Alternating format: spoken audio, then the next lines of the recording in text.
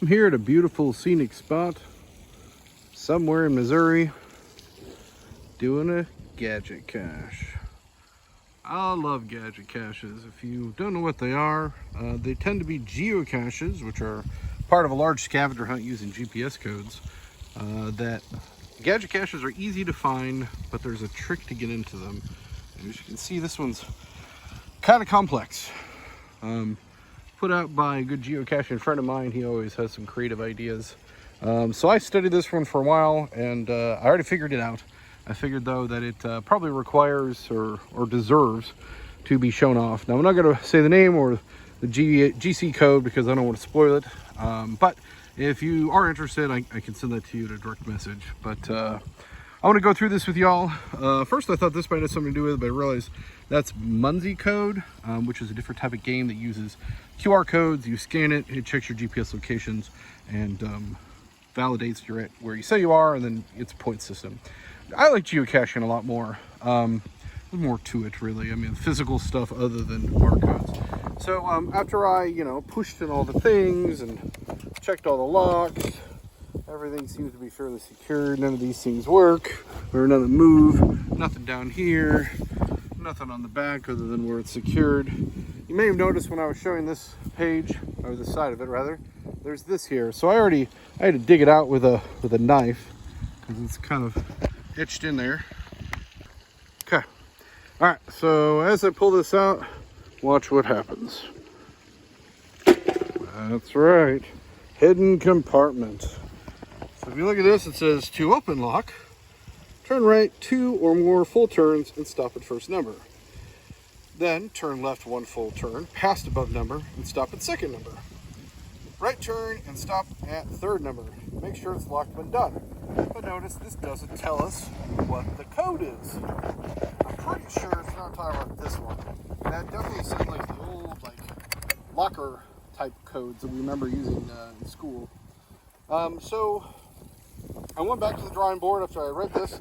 I looked on the cache listing page. There's an online equivalent to this that kind of leads you here and gives you clues and stuff like that. And what I realized is I haven't really revealed anything new except for this. And it's not on the back of this. It was the first place that I looked. It's not on the bottom of it. But if you slowly move it up, you'll see some numbers. 25 to 26.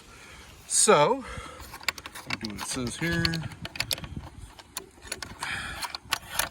It's been here a little bit, so it's a little on the rusty side. So 25. I didn't go too far. We'll find out. Passed it once to the 2, and then back to 26. Boom. So that gets us into the first portion of it. Hang that right there. So if I open this up, you got this weird thing. So kind of like a game of Battleship, it goes across and down with numbers and letters. And you'll see open roof for TOTT. That's shorthand for tool of the trade. So you see when I unlock this, not only got this part, but I also got the roof unlocked.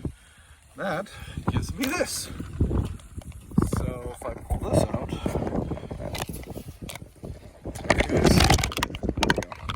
you'll find this. Now, the theme of this geocache is fishing. Fishy. There's a fishing lake there. I got a little fishing lure type thing here. So the question, of course, is what do I do with this? Well, there's a series of coordinates, so to speak, on this plane. So let's see if I can get this while holding the camera. So the first one is A7. So if I were to start this at A7, like such, and then go to C7, which is over here, and then so you see C7, C, and then the bottom one. Now C4. I go up here, try and twist it around that. This is harder to do with one hand, as you might imagine. Okay, and now it wants me to go to A4. Okay, A4 is here. There we go.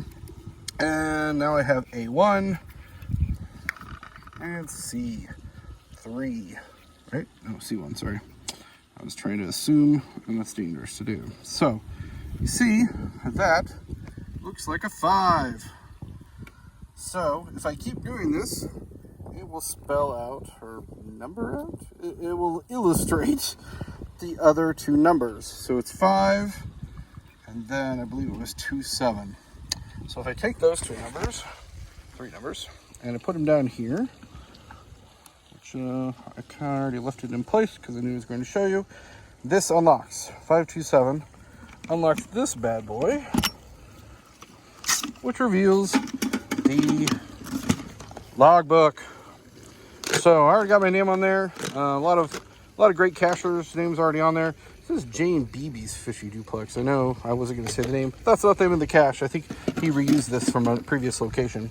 But yeah, a pretty clever, awesome geocache. It's a gadget cache, and I think it's great. Definitely worth a favorite point. This is the stuff that keeps me coming back to geocaching. I just love this kind of stuff. Beautiful, serene spot. A couple of cars here, but I haven't seen a soul. I don't think. It's probably because off season.